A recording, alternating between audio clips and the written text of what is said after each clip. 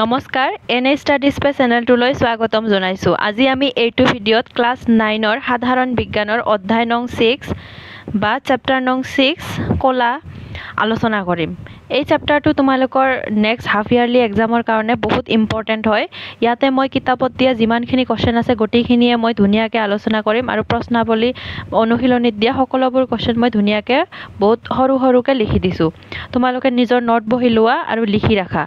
আৰু এটা কথা মই কৈ যাওঁ, ইয়াতে তোমালোকে মানে কোনবিলাক বস্তু 5 ষ্টাৰ ইম্পৰ্টেণ্ট হয়, মানে তোমালোকে একেবাৰে স্কিপ কৰিব নোৱাৰা, সেইবিলাক মই তোমালোকক কৈ যাম। শেষলৈকে চাই যাবা আৰু প্লিজ মোৰ চেনেলটো ছাবস্ক্ৰাইব কৰি দিবা আৰু তোমালোকৰ লগৰ বন্ধু বান্ধৱীসকলৰ লগত শ্বেয়াৰ কৰি দিবা।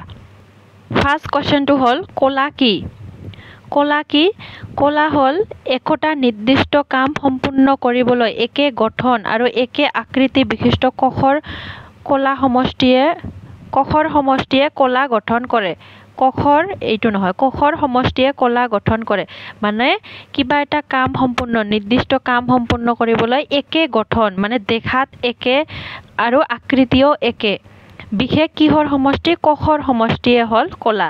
যেনে সংযোজক কলা মানে তেজ, পেশী কলা, এইবিলাক এটা কলা। পিছত বহুকোষী জীৱৰ ক্ষেত্ৰত কলাবিলাকৰ কাম কি? বহুকোষী জীৱবিলাকৰ ক্ষেত্ৰত কলাৰ কাম কি? বহুকোষী জীৱৰ বিভিন্ন জৈৱিক কাৰ্যবোৰ বিভিন্ন ধৰণৰ কলাই সম্পন্ন কৰে।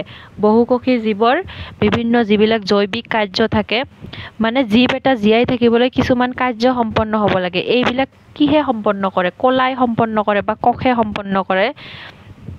বিভিন্ন ধৰণৰ কলাই, যেনে মানৱ শৰীৰত চলন কাৰ্যৰ বাবে পেশী কলাই সংকোচন আৰু প্ৰসাৰণ কাৰ্য সম্পাদন কৰে। আমি মানে ভৰিৰে চলা ফিৰা কৰিবৰ কাৰণে কি পেশী কলা থাকে, এই পেশী কলাই মানে সংকোচন আৰু প্ৰসাৰণ টানি ধৰে আৰু এৰি দিয়ে, তেতিয়াহ'লে আমি খোজ কাঢ়িব পাৰিম। এইটো পেশী কলাৰ কাম। আৰু স্নায়ু কোষে কি কৰে? প্ৰেৰণা স্নায়ু বহন কৰে। স্নায়ু কোষে প্ৰেৰণা স্নায়ু বহন কৰে। ৰক্ত কলাই অক্সিজেন আহাৰ বৰ্জিত পদাৰ্থ সৰবৰাহ কাম সম্পন্ন কৰে। ৰক্ত কলাই অক্সিজেন আহাৰ আৰু বৰ্জিত পদাৰ্থ সৰবৰাহ এইবিলাক মানে আদান প্ৰদানত সহায় কৰে। উদ্ভিদৰ ক্ষেত্ৰত আহাৰ আৰু পানী পৰিবহন সংবহন কলাই সম্পন্ন কৰে। আৰু উদ্ভিদৰ ক্ষেত্ৰত আহাৰ আৰু পানী গোটেই গছটোত কি কৰিব লাগে? পৰিবহন কৰিব লাগে, এইটো সংবহন কলাই সম্পন্ন কৰে।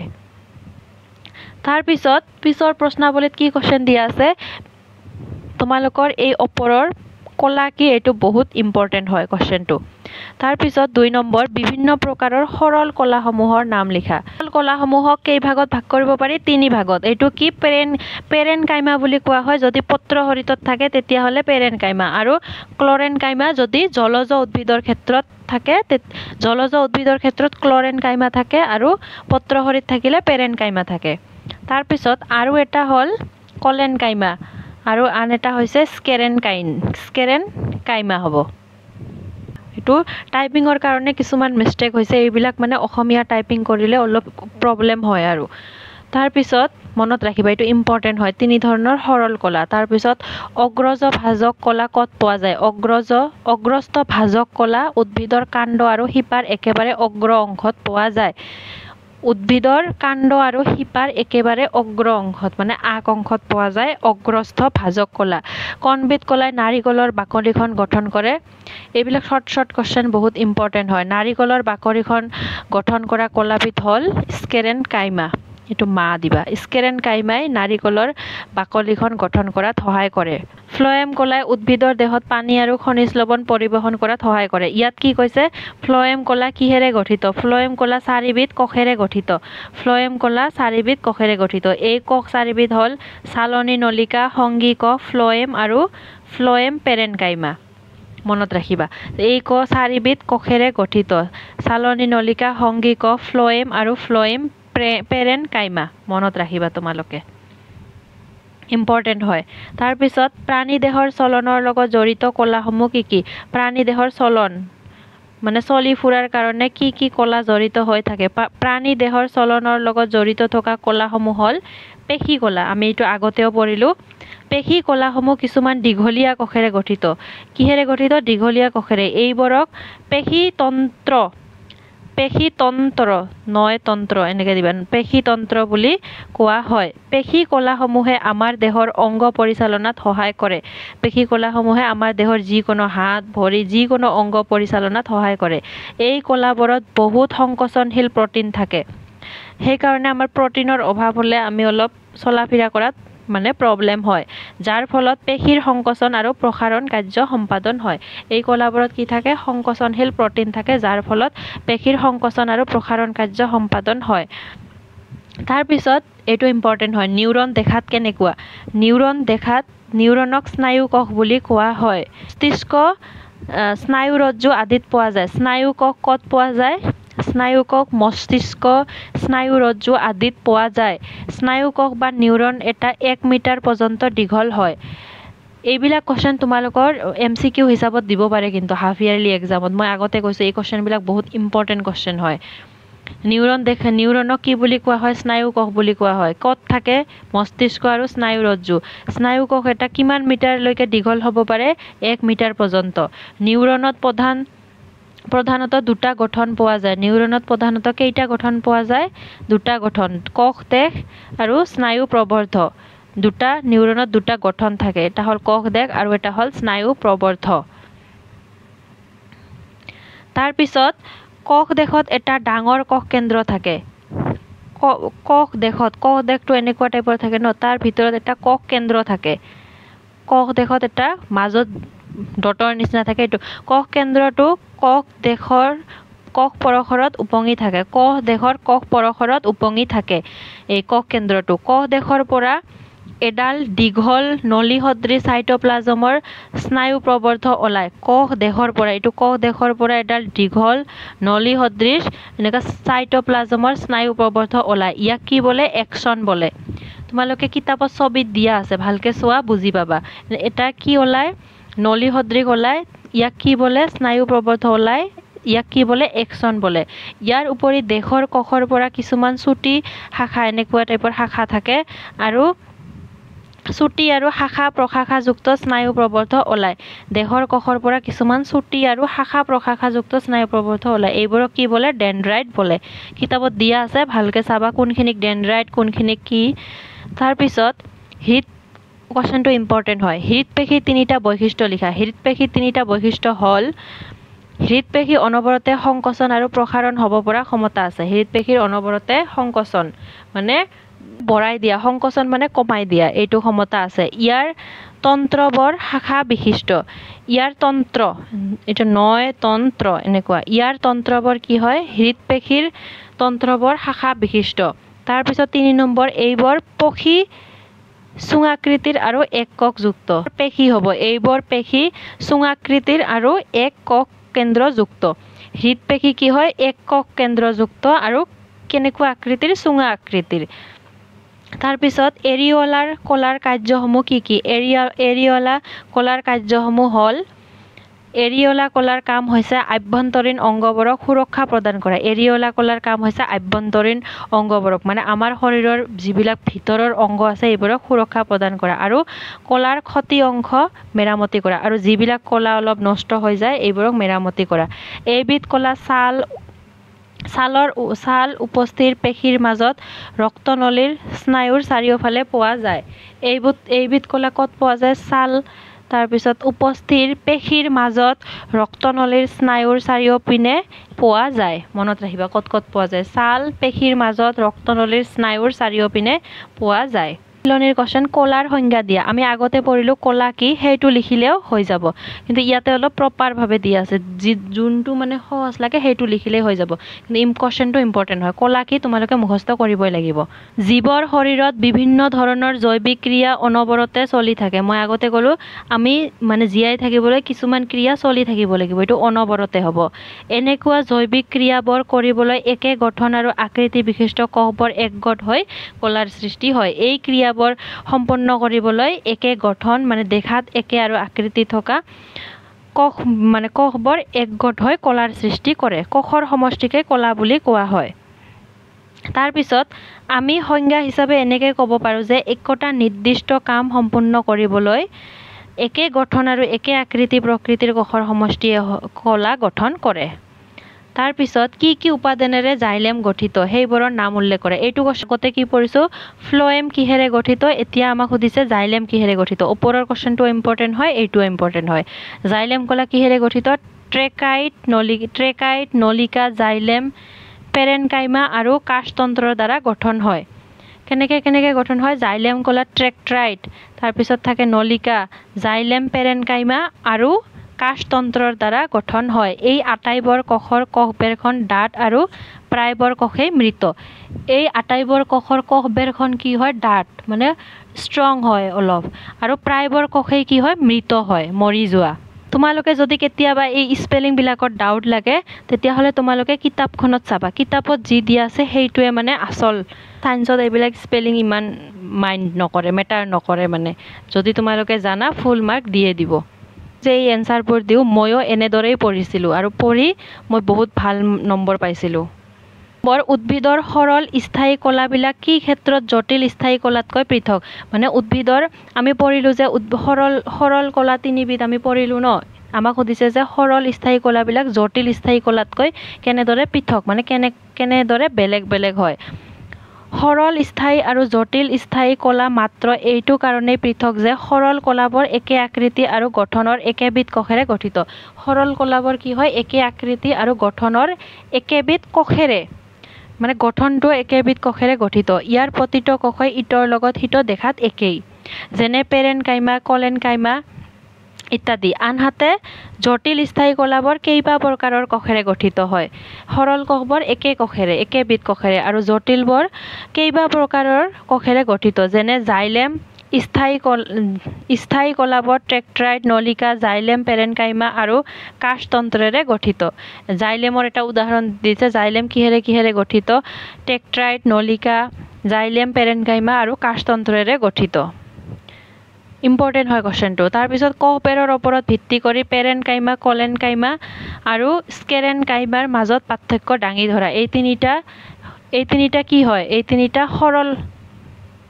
সৰল কলা হয় বা সৰল কোষ হয়। এইকেইটাৰ পাৰ্থক্য আমাক সুধিছে। পেৰেনকাইমাৰ কি হয়, কোষবেৰ পাতল আৰু চেলুলোজেৰে গঠিত।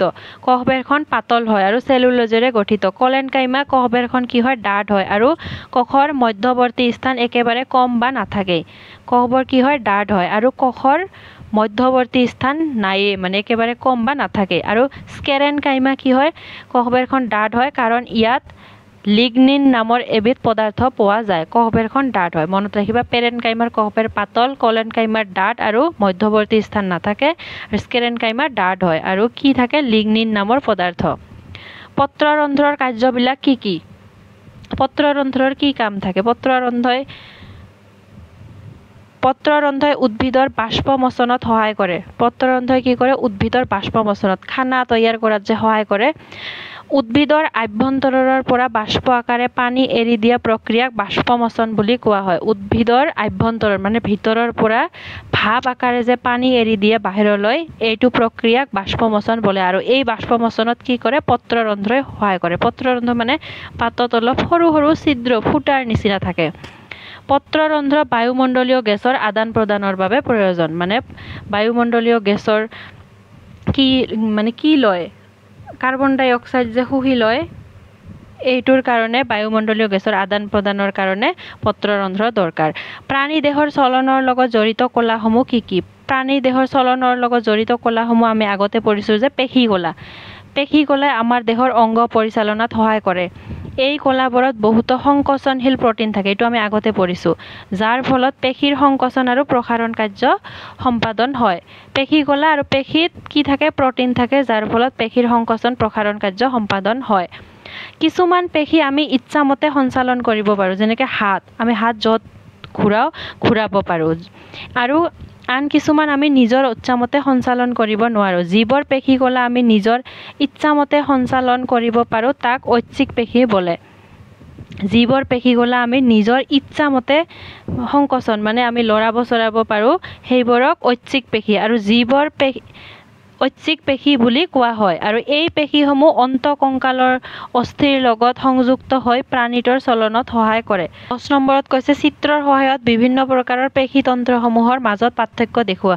চিত্ৰটো তোমালোকৰ কিতাপত দিয়া আছে আৰু এই পেশী তন্ত্ৰসমূহৰ মাজতো কি মানে পাৰ্থক্য আছে এইটো দিয়া আছে। তোমালোকে কিতাপত এবাৰ চাই ল'বা, মানে এইটো অলপ বেছি কি হৈ যায় সেইকাৰণে মই লিখা নাই। তাৰপিছত 11 নম্বৰ হৈছে হৃদপেশীসমূহৰ বিশেষ কাম কি? এইটোৰ উত্তৰ হ'ল হৃদপেশীসমূহ হৃদযন্ত্ৰত পোৱা যায়। হৃদপেশীসমূহ ক'ত পোৱা যায়? হৃদযন্ত্ৰত। ইয়াৰ তন্ত্ৰবোৰ শাখা বিশিষ্ট চুঙা আকৃতিৰ আৰু একে কশ কেন্দ্ৰযুক্ত। এইটো কি হয়? চুঙা আকৃতিৰ, শাখাবোৰ শাখা বিশিষ্ট চুঙা আকৃতিৰ আৰু এক কশ কেন্দ্ৰযুক্ত। এইটোৰ এটা কশ কেন্দ্ৰ আছে। ই এক প্ৰকাৰৰ অনৈচ্ছিক পেশী। হৃদপেশী কি হয়? অনৈচ্ছিক পেশী, মানে আমি ইচ্ছাকৃতভাৱে এইটোক চেঞ্জ কৰিব নোৱাৰোঁ। হৃদপেশীসমূহৰ কাৰণে হৃদযন্ত্ৰটো অনবৰতে সংকোচন আৰু সম্প্ৰসাৰণ হৈ থাকে। এই হৃদপেশীৰ কাৰণে আমাৰ হৃদযন্ত্ৰটো সংকোচন আৰু সম্প্ৰসাৰণ হৈ থাকে, যাৰ ফলত আমাৰ শৰীৰত মানে হাৰ্টত ৰক্ত ভিতৰলৈ কঢ়িয়াই লয়, তাৰপিছত ওলাই দিয়ে যে, এইটোৰ কাৰণে এই হৃদপেশীৰ কাৰণে চলি থাকে। আমাৰ ফলত আমাৰ শৰীৰত কি হয়? ৰক্ত সঞ্চালন হয়, নহ'লে আমি মৰি গ'লোহেঁতেন। তাৰপিছত গঠন আৰু অৱস্থানৰ ওপৰত ভিত্তি কৰি ৰেখিত পেশী, অৰেখিত পেশী আৰু হৃদপেশীৰ মাজত পাৰ্থক্য লিখা। এইটো বহুত বেছি ইম্পৰ্টেণ্ট হয়। গঠন আৰু অৱস্থান, দেখাত আৰু অৱস্থান মানে জাগাত ক'ত থাকে, এইটোৰ ওপৰত ভিত্তি কৰি ৰেখিত, অৰেখিত আৰু হৃদপেশীৰ মাজত পাৰ্থক্য। ৰেখিত পেশীত কি থাকে? কশবোৰ দীঘলীয়া, চুঙা আকৃতি আৰু শাখাহীন ৰেখিত পেশী। আৰু অৰেখিত পেশী কশবোৰ দীঘল, মাকৌ সদৃশ। হৃদপেশী কশ তন্ত্ৰবোৰ শাখা বিশিষ্ট চুঙা আকৃতিৰ। কশ তন্ত্ৰবোৰ কি হয়? শাখা বিশিষ্ট চুঙা আকৃতিৰ। ফাৰ্ষ্টৰটো দীঘলীয়া চুঙা আকৃতিৰ, এইটো শাখা বিশিষ্ট চুঙা আকৃতিৰ। তাৰপিছত ৰেখিত পেশী বহু কশ কেন্দ্ৰযুক্ত। অৰেখিত পেশী এটা মাত্ৰ কশ কেন্দ্ৰ পোৱা যায়। তাৰপিছত হৃদপেশী এক কশ কেন্দ্ৰযুক্ত। তাৰপিছত 3 নম্বৰ, পেশীসমূহত কিছুমান অনুপ্ৰস্থ স্বচ্ছ আৰু অস্বচ্ছ পথালি ৰেখা থাকে। পেশীসমূহত কি থাকে? কিছুমান অনুপ্ৰস্থ স্বচ্ছ আৰু অস্বচ্ছ পথালিকৈ ৰেখা থাকে। অৰেখিত পেশী কোনো অনুপ্ৰস্থীয় ৰেখা পোৱা নাযায়, একো ৰেখা পোৱা নাযায়। হৃদপেশীত কি থাকে? অনুপ্ৰস্থীয় ৰেখা থাকে, কিন্তু কম পৰিমাণে। ৰেখা থাকে কিন্তু একেবাৰে কম পৰিমাণে। তাৰপিছত ক'ত পোৱা যায়? হাত, ভৰি, জিভা, ডিঙি আদিত থাকে। ৰেখিত পেশী হাত, ভৰি, জিভা, ডিঙি। আৰু অৰেখিত পেশী চকুৰ আইৰিছ, এইটো ৰ হ'ব, চকুৰ আইৰিছ, খাদ্যনলী, জৰায়ু, ব্ৰংকাই আদিত পোৱা যায়। আৰু হৃদপেশী ক'ত পোৱা যায়? হৃদযন্ত্ৰত পোৱা যায়। তাৰপিছত 13 নম্বৰ, এইটো তোমালোকৰ পৰীক্ষাত আঁকিব দিব পাৰে। এটা আদৰ্শ স্নায়ু কোষৰ চিত্ৰ আঁকা। এইটো চিত্ৰ তোমালোকে আঁকি ল'বা আৰু শিকি ল'বা। এইটো এক্সামত দিব পাৰে, 90% চান্স আছে দিয়াৰ। পিছত তলত দিয়া কলাসমূহৰ নাম লিখা। আমাৰ মুখৰ ভিতৰৰ বেৰখন কি কলাৰে গঠিত? এইকেইটা ইম্পৰ্টেণ্ট হয়, কাৰণ শৰ্ট যে MCQ হিচাপত দিব পাৰে। আমাৰ মুখৰ ভিতৰৰ বেৰখন কি কলাৰে? সৰল চুতীয়া আচ্ছাদক কলাৰে গঠিত। পেশী আৰু অস্থিক কি কলাই সংযোগ কৰে? টেণ্ডন সংযোজক কলাই পেশী আৰু অস্থিক সংযোজন কৰে। এইটো নয় দণ্ড এনেকৈ দিবা। টেণ্ডন সংযোজক কৰাই পেশী আৰু অস্থিক সংযোগ কৰে। তাৰপিছত উদ্ভিদত কি কলাৰে খাদ্য পৰিবহণ কৰে? উদ্ভিদত ফ্লয়েম কলাৰে খাদ্য পৰিবহণ কৰে। আৰু জাইলেম কলাই কি কৰে? পানী আৰু খনিজ লৱণ সৰবৰাহ কৰে। আমাৰ দেহত চৰ্বি থকা সংযোজক কলাবিধৰ নাম কি?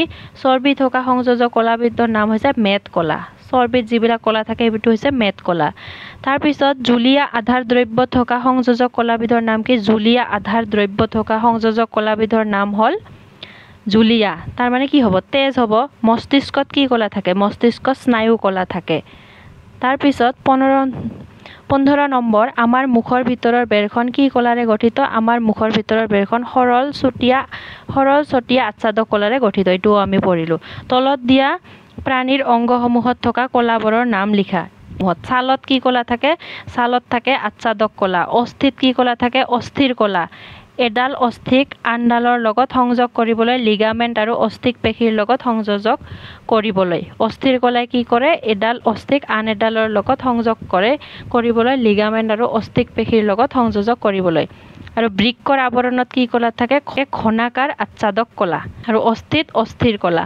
তলত দিয়া তালিকাখন সম্পূৰ্ণ কৰা। ইয়াতে কি হ'ব? পেৰেনকাইমা কলা সৰল জটিল। সৰলত কি থাকে পেৰেনকাইমা কেলেনকাইমা আৰু স্কেৰেনকাইমা আমি পঢ়িছিলোঁ ন পেৰেনকাইমা কেলেনকাইমা কলেনকাইমা আৰু স্কেৰেনকাইমা ইয়াত হ'ব আৰু ইয়াত থাকে জাইলেম ইয়াত হ'ব ফ্লোয়েম মানে তোমালোকে এইটো ইম্পৰ্টেণ্ট হয় মনত ৰাখিবা সৰল গলা তিনিবিধ পেৰেনকাইমা কলেনকাইমা স্কেৰেনকাইমা আৰু জটিল গলা কেইবিধ দুইবিধ জাইলেম আৰু ফ্লোয়েম আৰু আমি আগতে পঢ়িছোঁ সৰল গলাৰ বৈশিষ্ট্য হ'ল আকৃতি আৰু গঠন মানে একে কশেৰে গঠিত একেবিধ দেখাতো একে আৰু একে কশেৰে গঠিত একেবিধ কশেৰে আৰু জটিল দেখাত বেলেগ আৰু বেলেগ বেলেগ কশেৰে গঠিত হয় এইটো আজিৰ ভিডিঅ'ত এইখিনিয়ে আছিল তোমালোকে প্লিজ মোৰ চেনেলটো সাবস্ক্ৰাইব কৰি দিবা আৰু তোমালোকে কোন কোন স্কুলত পঢ়া প্লিজ স্কুলৰ নামটো এবাৰ কমেন্ট কৰি জনাই দিবা থ্যাংক ইউ